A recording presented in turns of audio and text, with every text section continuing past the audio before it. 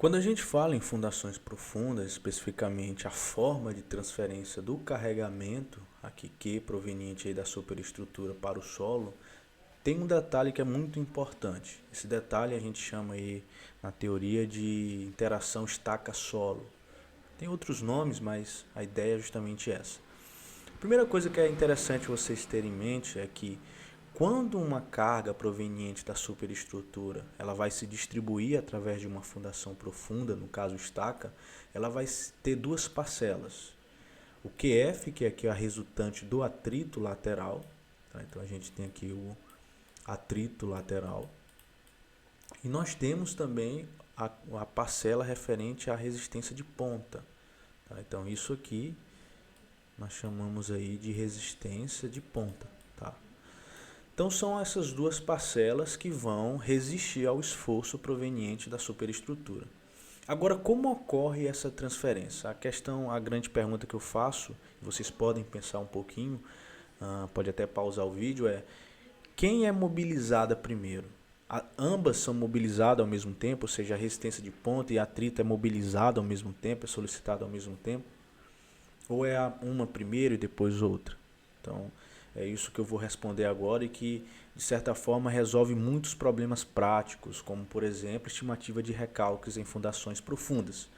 É importante você saber disso. Para isso, vamos imaginar aqui o deslocamento de uma estaca, tá? Que no caso é esse aqui. E aqui nós vamos perceber duas parcelas de deslocamento. Tá? A gente chama esse deslocamento aqui em cima, né, no topo da estaca, como um encurtamento elástico. Okay? Esse encurtamento elástico ele depende somente do material de concreto. Então, imagina um concreto a compressão, ele vai ter um encurtamento elástico. E como a gente trabalha ainda na fase elástica, por isso que é chamado de encurtamento elástico. E aqui, na base da minha estaca, nós temos o recalque proveniente mesmo da interação estaque-solo.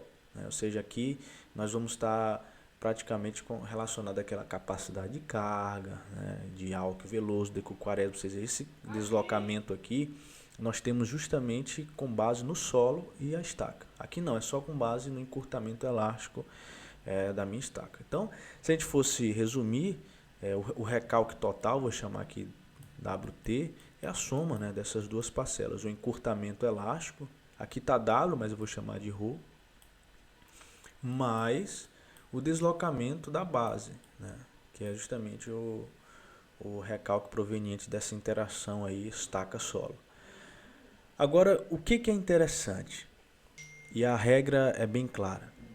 O atrito, ou melhor, a resistência de ponta, ela só é mobilizada quando praticamente quase a totalidade do atrito lateral ela é esgotada. Mais uma vez, a resistência de ponta ela só é mobilizada quando praticamente a totalidade do atrito lateral é mobilizado e esgotado. Então veja, aqui está mostrando uma imagem, um gráfico que mostra as fases de carregamento, ou seja, no primeiro eu aplico uma determinada carga, no estágio 2 eu aplico uma carga maior, 3 até a ruptura, que é o que no estágio 4. Aqui embaixo nós temos a parcela de ponta e aqui a parcela, né, de atrito lateral propriamente dito. Veja que nos estágios 1 e 2, praticamente o atrito ou a resistência de ponta não é mobilizada. Okay? Ela praticamente é inexistente. Tudo aqui está dentro do atrito lateral que está sendo mobilizado. Isso ocorre porque o atrito lateral, para ser mobilizado, pequenos deslocamentos mobilizam o atrito lateral. Enquanto, para mobilizar a ponta da estaca, eu tenho que ter deslocamentos maiores, né, relativamente maiores em relação com o atrito lateral. E quando eu chego aqui no estágio 3 e 4, aí sim, toda a parcela praticamente de atrito lateral ela foi esgotada, então vai usar um pouquinho de atrito lateral a mais. E o grande agente aqui vai ser justamente as resistências de ponta. Tá?